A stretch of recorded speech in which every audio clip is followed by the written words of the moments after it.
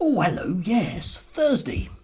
Sun's out, but it'll rain at the weekend, so I guess the water companies will be discharging sewage into our rivers and lakes on that basis. Yes, anyway, today I wanted to talk to you about recruitment. Yes, good recruitment practice.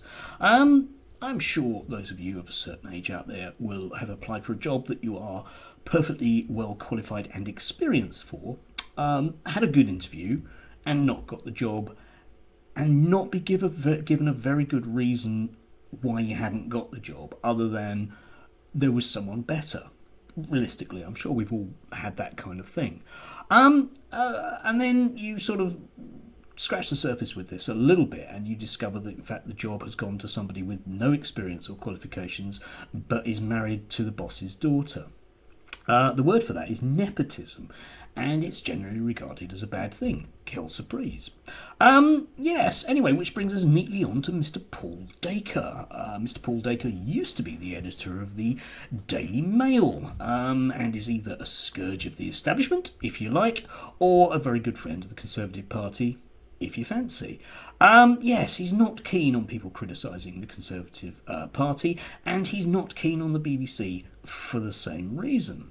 Anyway, last year the government wanted him to be the head of Ofcom, and got some stooges, appointed a really good panel who interviewed him, and he was regarded as being beyond the pale by those people for the role. Not appointable was the phrase they used.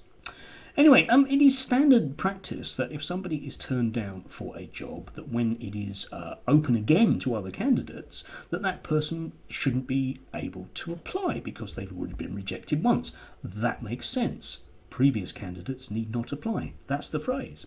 However, oddly enough, Mr. Paul Dacre is still in the running for the job.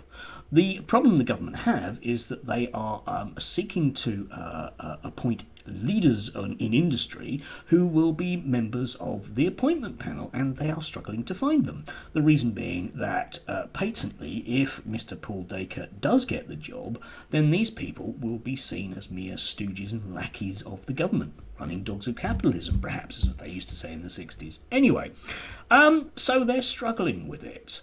And even the chair of the Commons Media Select Committee, a committee that is proportionally biased towards the Conservative Party because they've got an inbuilt majority, has said that the whole business stinks.